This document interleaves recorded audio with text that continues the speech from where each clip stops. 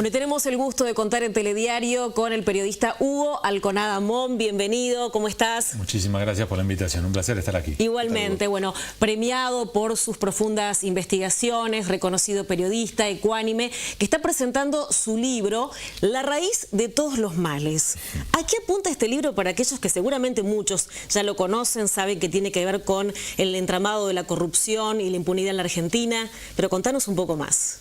La idea de este libro es ofrecer una puerta o una ventana, no la ventana, por lo menos una ventana a lo poco de los sótanos que conozco. Entonces, más allá de la Argentina teórica o de lo que se ve por arriba de la superficie, por eso el nombre de La raíz es aquello está por debajo.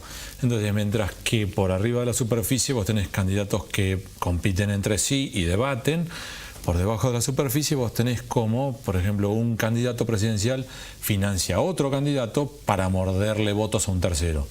Ejemplo concreto, en 2015 yo cuento cómo Mauricio Macri financió parte de la campaña de Sergio Massa para a su vez comerle votos a Scioli. Y Scioli a su vez ofreció financiar parte de la campaña de Margarita Stolbizer para morderle votos a Macri. En un juego sistémico, esto es decir, esto no es un libro que vaya en contra o a favor de determinado partido o candidato.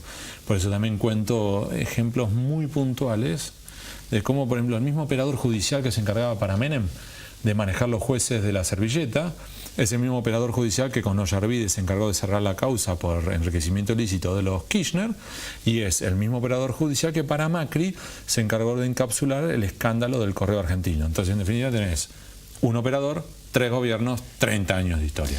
¿Y este sistema de corrupción que suena muy perverso, viene de años? Sí, es un proceso, por eso la bajada del libro, ahí se ve que es cómo el poder montó un sistema para la corrupción a la impunidad de a poco. Es como cuando vos vas tocando las manivelas para ir ajustando. Entonces, por ejemplo, se desarrolla la oficina anticorrupción. Tenemos una oficina anticorrupción. Y en la práctica, ¿qué dirían los que nos están viendo ahora si supieran que durante años la oficina anticorrupción no tenía internet? Se colgaba del wifi del bar de la esquina. Literal. El día del gastronómico, el bar cerraba las puertas, no tenían internet, y entonces ustedes, con los telefonitos de ustedes, tenían más capacidad de búsqueda por internet que toda la oficina anticorrupción. Entonces, este es un proceso paulatino en el cual han ido retocando o vaciando. Otro ejemplo, la Defensoría del Pueblo de la Nación. Está vacante desde el año 2009. Falta el número 1, el número 2, el número 3, está a cargo del número 4 que no puede ordenar nuevas investigaciones. Con lo cual las investigaciones más actuales de la Defensoría del Pueblo son del año 2009. Si tuvieras que hacer desde el advenimiento de la democracia hasta estos días, este actual gobierno inclusive, ¿podemos hablar de un gobierno que haya tenido más afinado este sistema de corrupción e impunidad? Yo creo que ha tenido en cada gobierno momentos positivos y negativos. ¿Por qué este libro comienza en el año 83? A propósito, tomé como fecha de corte porque con el retorno a la democracia hubo un acuerdo entre radicales y peronistas de tratar de realmente relanzar las instituciones. Entonces, impulsaron una Corte Suprema con jueces de distintos partidos, pero de primer nivel, que además nombraron un fiscal de investigaciones administrativas como el doctor Molinas, que era un señor, crearon una Cámara Federal porteña para investigaciones con gente de distinta raigambre política, como Gilavedra Arslanian y otros, pero también de primer nivel, y luego fuimos viendo una degradación paulatina, lo que hablábamos antes, que donde tuviste, por ejemplo, la Corte, la mayoría automática en la Corte Suprema, la salida del fiscal Molinas, y cómo se fue degradando. Tenés momentos mejores y peores, por ejemplo, momentos en los cuales, por ejemplo, se desarrolló la Oficina Anticorrupción y después se fue degradando con el propio gobierno de la Alianza. Momentos con Néstor Kirchner que para mí fueron muy positivos, cuando, por ejemplo, remueven a la mayoría automática de la Corte, designan una muy buena Corte. ¿Se acuerdan que estaba Carmen Argiva y Raúl Zaffaroni? Te pueden gustar más o menos, pero que son de nivel, son de nivel. Eso no se puede discutir. Y después otra vez también la degradación paulatina, y eso lo hemos ido viendo en un proceso continuo que por momentos tiene aspectos positivos. Por ejemplo, con el actual gobierno, para mí uno de los mejores momentos fue cuando recuerdan que se logra aprobar la figura del arrepentido para actos de corrupción. Hoy lo que estamos viendo en el caso de Cuaderno de la Corrupción es fruto de haberse aprobado esa figura, que bienvenida sea que esté. No, perdón. Respecto justamente al tema de los cuadernos de la corrupción, desde lo que hoy es la oposición, muchos dicen, bueno, incluso debido en una nota hace poco, dijo la causa de las fotocopias.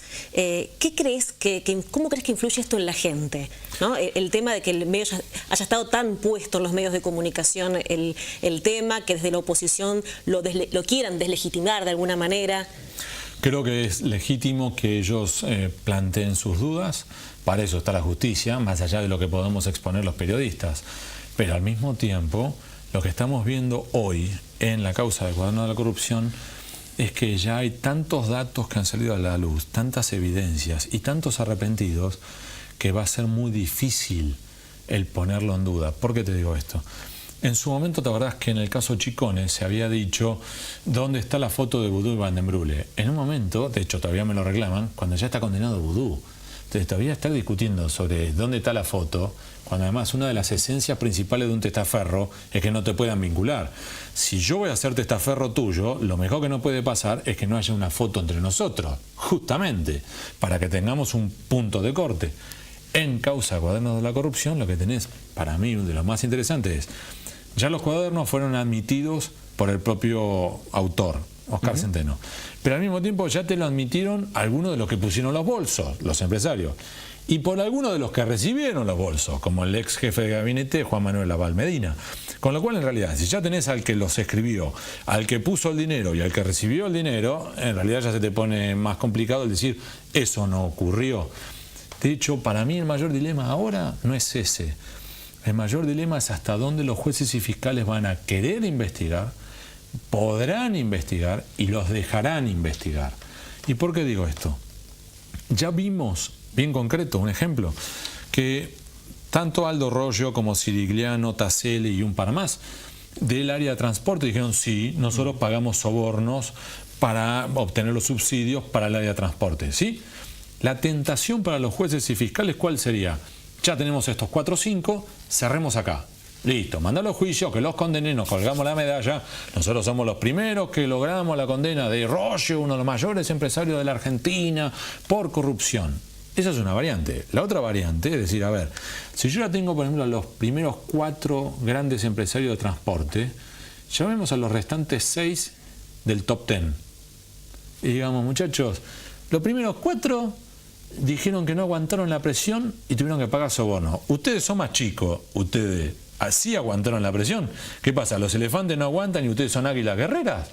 O la opción 2, ustedes también la pusieron, pero están cerrando la boca, empiezan a hablar. Y donde tenés a los primeros 10, tenés que agarrar a los siguientes 10, el del top 20, decir, muchachos, ya los primeros 10 están cocinados, ustedes no. Entonces, el riesgo y la oportunidad que tiene esta causa es como la mancha del aceite. ¿Cómo la frenás?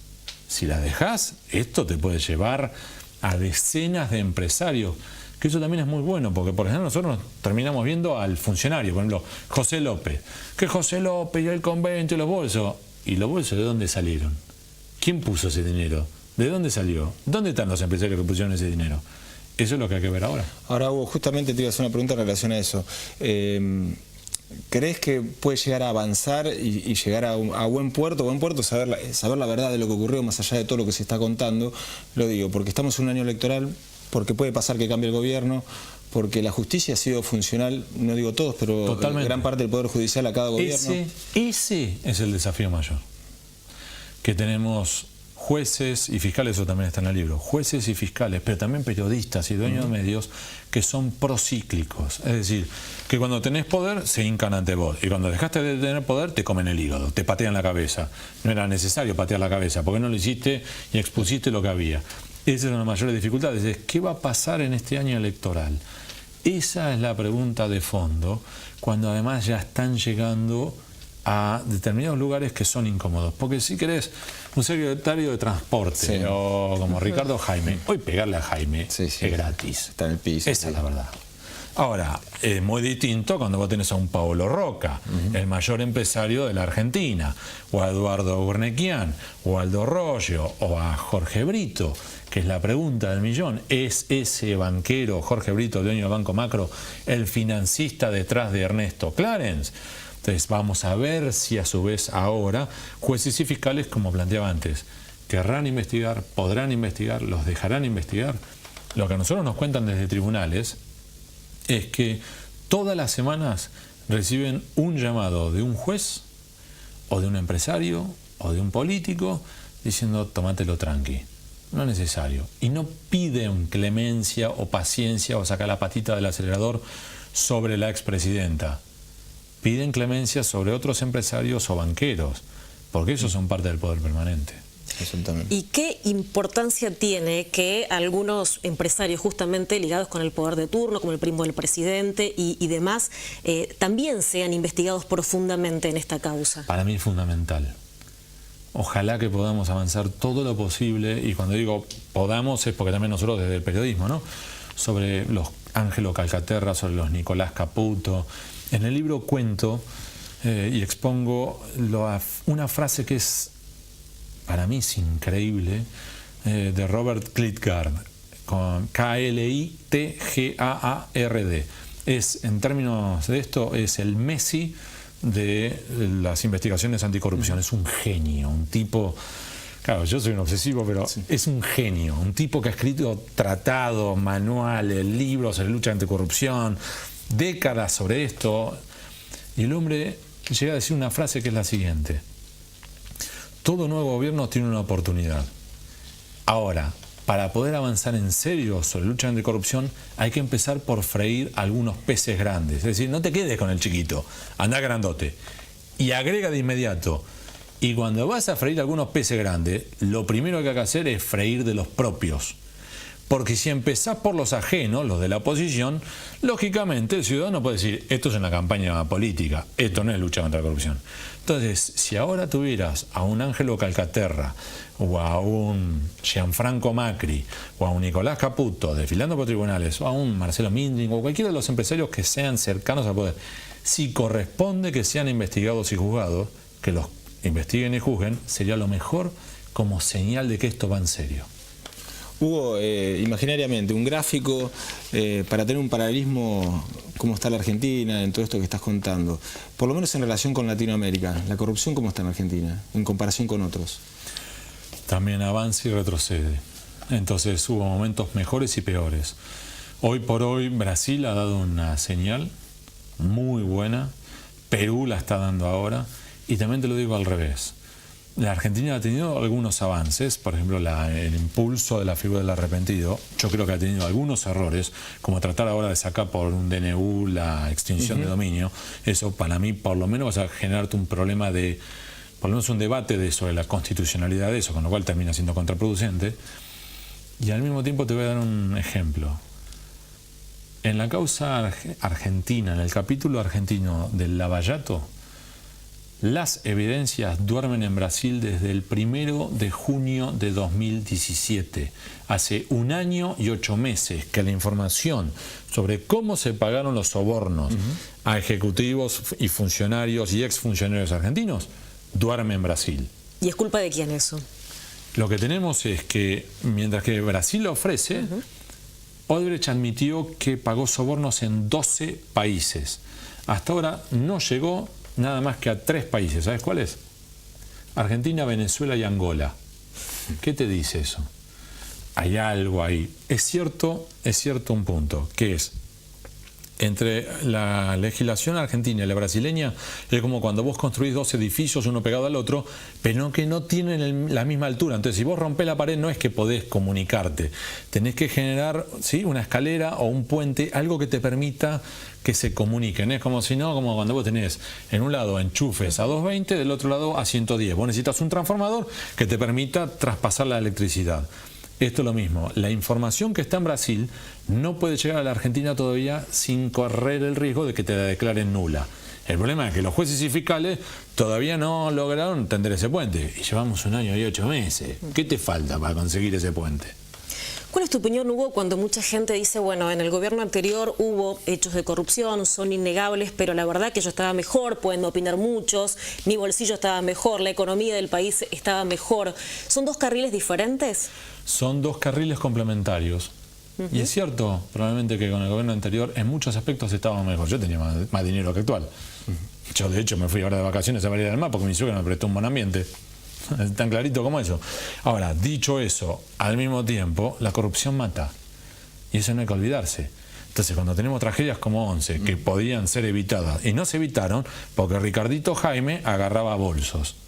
Entonces, ¿estamos dispuestos a tolerar a los Ricardito Jaime y a los Josecito López que después depositan bolsos en un convento y que nos se terminan matando en un tren a cambio de tener una mayor seguridad en un bolsillo? Es por lo menos cuestionable. Cada uno tendrá su respuesta íntima sobre qué prefiere. Yo la estoy pasando peor económicamente ahora, pero yo prefiero un país además más honesto. Hasta si querés por una cuestión ya ni siquiera por nosotros. Nosotros somos más o menos de la misma generación. Y si querés, este ya es un comentario político, no periodístico. Yo tengo hijos que tienen ahora 18 años. Y ese hijo yo lo eduqué en determinados valores morales. Te pueden gustar, los podés compartir o no, pero determinados valores. Si en definitiva la sociedad argentina a la cual él va a estar entrando ahora para trabajar lo obliga a pagar una coima, eso va en contra de los valores morales en los cuales yo lo eduqué. Ese chico se va a ver al espejo tarde o temprano y va a tener una dicotomía. O paga una coima y se siente una basura frente a los valores con los cuales yo lo eduqué, o no paga la coima y no progresa en la vida. ¿Eso es lo que nosotros queremos para nuestros chicos? Yo no. Bueno, Hugo, te llevo un poco al plano personal, ya hablaste de tus vacaciones. Bueno, con todo esto que has hecho, todas estas investigaciones, ¿cómo caminas por la calle? ¿Tranquilo? Ve por más. ¿Has tenido muchas amenazas? He tenido amenazas, he tenido situaciones, he tenido... Gracias a Dios sí remarco algo. En Twitter, según un estudio que hicieron ahora, soy el periodista más insultado de la Argentina. Porque me insultan los kirchneristas y los macristas por igual. Pero parte de la regla del juego. Pero dicho eso, en la calle nunca he tenido ningún tipo de desplante. Nunca, al revés. Gente que me alienta, me apoya y demás.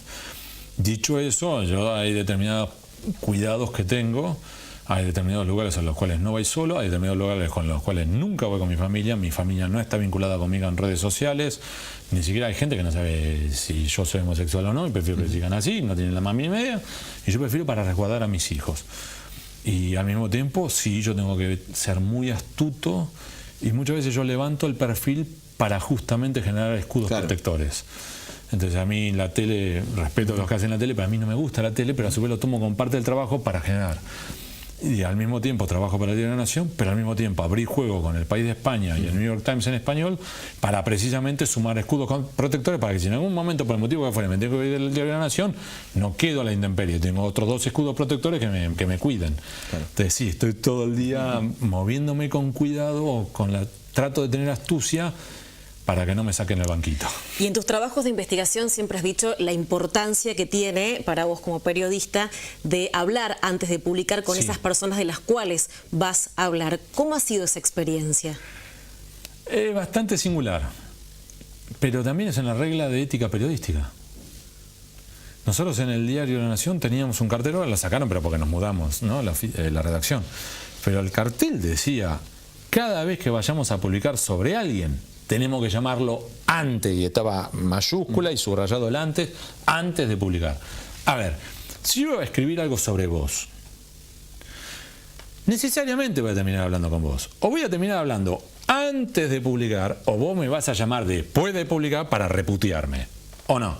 Sí. Entonces, si el mal trago lo voy a tener igual, no conviene que te llame antes y yo te diga, discúlpame, tengo algo sobre vos, y que vos tengas el derecho, que además es un derecho, que digas, te estás equivocando, no soy yo, es una homónima.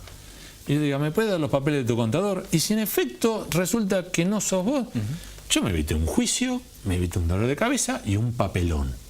Entonces, si en definitiva, por un lado, puedo salir ganando y a lo máximo, si voy a tener el disgusto y vos me vas a insultar y me vas a gritar por teléfono, me vas a insultar y gritar igual antes o después de la publicación, ¿por qué no lo hago antes? Entonces, la gente se sorprende de que yo llamo a los que yo voy a investigar antes. En realidad es lo más natural. Entonces, claro, obviamente que no es agradable hablar con un Cristóbal López, o con Lázaro Báez, o con Rudy Ulloa, o con la expresidenta, o con el actual presidente, o con Roca, o con todos los que he escrito pero al mismo tiempo son las reglas de juego. Yo te doy la chance, explícame lo que tengas que... Entonces, más de una vez, hay notas que no he publicado, porque me dieron las explicaciones, me han sentado, me dicen, mira, yo no tengo ni idea, habla con mi contador, y el subcontador me da una explicación válida. Muchas gracias, adiós. Bueno, la verdad que va a ser imperdible la charla que vas a dar mañana, ¿no? Es mañana a las 20 en el Teatro Municipal de Pinamar y el miércoles a las 21 en el Costa Galana de Mar del Plata. Perfecto. Bien. Bueno, Hugo, un lujo para nosotros. Muchísimas gracias por el tiempo y la oportunidad. Un placer para nosotros. Más información de la ciudad ahora.